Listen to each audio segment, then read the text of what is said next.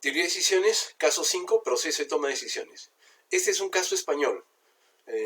Dado que nosotros tenemos una herencia española, hay una bastante similitud entre la cultura de los españoles y la cultura peruana. Sobre todo porque los españoles que llegaron aquí fueron escoria, ¿no? Los que lo colonizaron y generaron una serie de taras. Y entonces esas taras culturales un poco han sido transmitidas con mayor énfasis en nuestro país. Vamos a ver entonces este caso español y vamos a estudiar desde el punto de vista del proceso de toma de decisiones. Un ministerio estaba por desarrollar un enorme proyecto informático que revolucionaría la gestión y que debía estar terminado en un año debido a compromisos contraídos a nivel gubernamental, reforzados por el hecho de que los equipos ya habían sido comprados y venían en camino.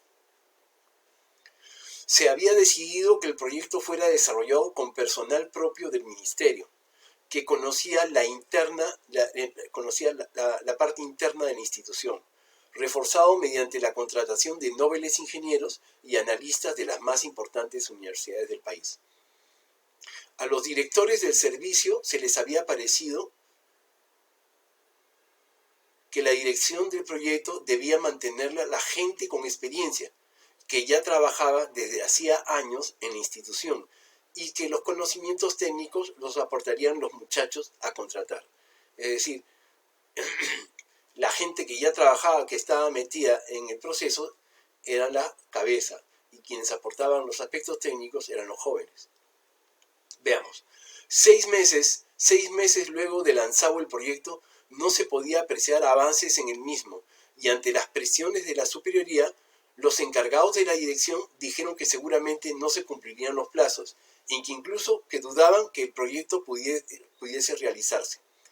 En esa misma semana, el responsable político de la iniciativa realizó una reunión con todo el personal técnico y planteó si había alguna manera de reflotar el proyecto y si alguno de los presentes estaba en condiciones de asumir esa responsabilidad, respondiendo con su cargo por el éxito del proyecto.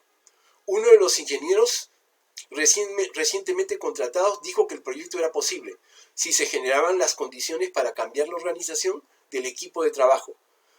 Participaban quienes habían diseñado el sistema a sustituir y se potenciaba la política de incentivos y el plan de lanzamiento debía ser gradual.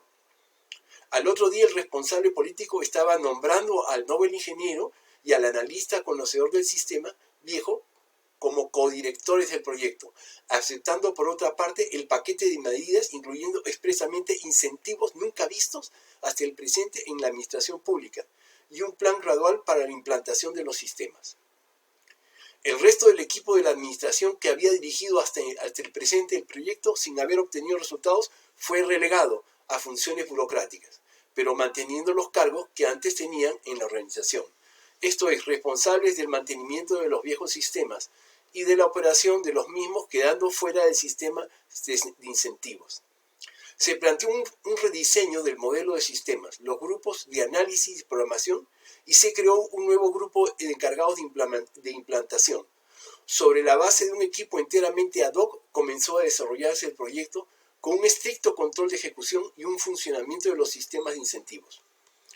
Pronto los integrantes del equipo del proyecto tenían retribuciones notoriamente superiores al resto del personal de dirección y técnico de la institución, pero esto no generó entonces ningún conflicto visible, puesto que los integrantes del equipo estaban asumiendo riesgos y por otra parte trabajaban jornadas de 10 horas desacostumbradas totalmente en esos ámbitos.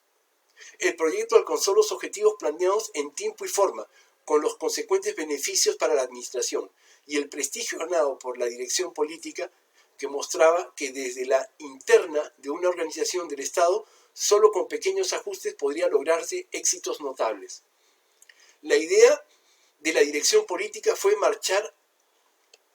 mechar a parte de los jóvenes del proyecto de la organización formal y desactivar gradualmente la política de incentivos de una manera que esto no provocara conflictos con el resto del personal, que ya comenzaba a plantear equiparaciones. Es decir, los burócratas que no hacían nada, que habían sido relegados, querían también ganar los mismos beneficios que ganaba esa nueva gente que había sido efectiva y había logrado hacer funcionar el proyecto y que dé resultados. Por su parte, los integrantes del equipo del proyecto exitoso no hicieron cuestión del tema porque pensaban que de todas maneras había nuevos proyectos que les permitían retomar el liderazgo de los desarrollos en términos de que ya lo habían hecho con el proyecto anterior. Pasado un tiempo, la organización había retomado el ritmo cansino de los desarrollos que existía. Entonces, poco a poco empezaron a cortar a todos esos nobles ingenieros, expertos, que empezaban a brillar y a hacer más efectiva la organización. Los empezaron a sacar, ¿por qué? Porque la burocracia no estaba contenta, porque ellos ganaban más beneficios que la burocracia. Entonces empezaron a cortarles la cabeza, empezaron a sacarlos para colocar de vuelta a esos ineficientes e incompetentes burócratas. Pasado un tiempo, la organización había retomado el ritmo cansino de los desarrollos que existía previamente, es decir, lento, que no avanzaba nunca o nada. Y paso a paso los antiguos jefes se hicieron del control burocrático de los servicios. Fueron sacando a los chicos y volvieron a colocar a estas vacas sagradas en los cargos para manejar ese sistema que se habían dado el trabajo de desarrollar estos jóvenes ingenieros. Y paso a paso los antiguos jefes se hicieron del control burocrático de los servicios con ciertos beneficios salariales debido a un acuerdo de equiparación salarial que, si bien no llegó a los niveles del proyecto original, no era para nada despreciable. O sea, una mayor tajada todavía. No hicieron nada, le quitan el cargo a los jóvenes y quieren ganar una mayor tajada.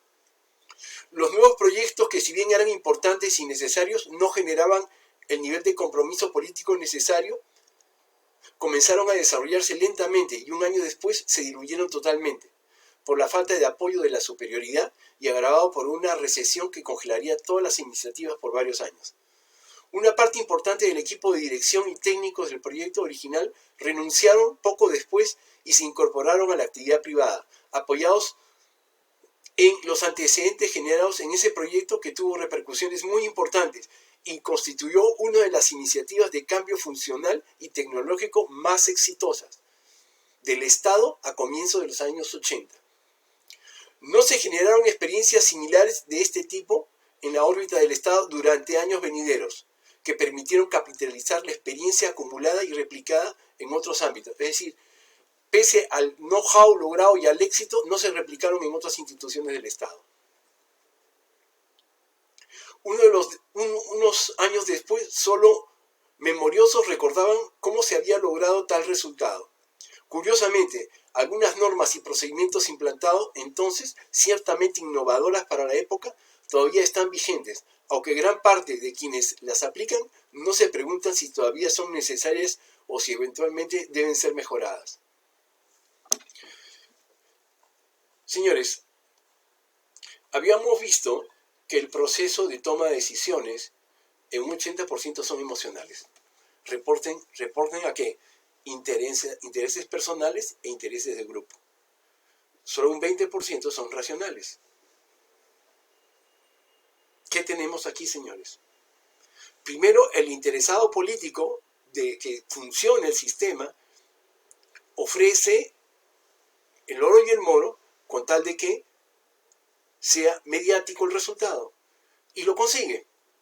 Pero una vez que lo consigue y se logra el resultado, la burocracia empieza a mostrar su indignación porque no ganaban igual que estos jóvenes nobles expertos en sistemas.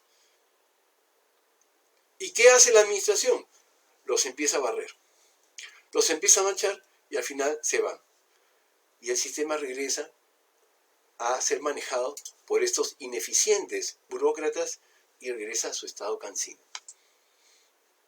Toman de vuelta el sistema, pero no son capaces de evaluar y mejorar el sistema que ya tenía.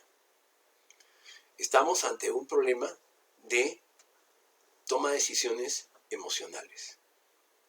Y las tomas de decisiones emocionales no son asertivas, no son efectivas.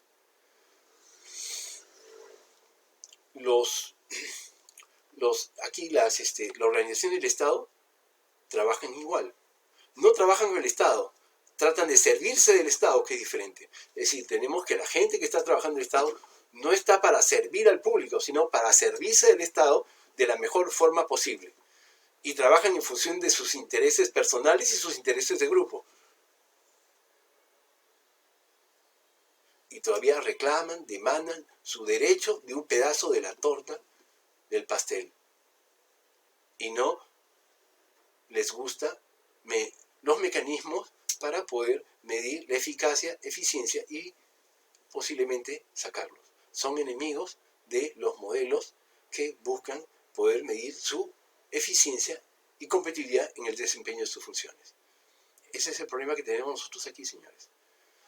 Toma decisiones no responde a criterios racionales, sino responde a criterios emocionales. Hay un interés mediático por sacar resultados, se establece ofrecerle los privilegios una vez que se los resultados, entonces ya no les conviene, ¿por qué? Porque empiezan a fluir los intereses de esa burocracia dorada que quiere mayores beneficios, dado que hay unos que están ganando más que ellos, y en vez de ponerlos en su sitio, termina favoreciendo a la burocracia dorada. Problema de toma de decisiones dentro del campo emocional. Caso 5, terminamos, pasamos al siguiente caso. Muchas gracias por su atención.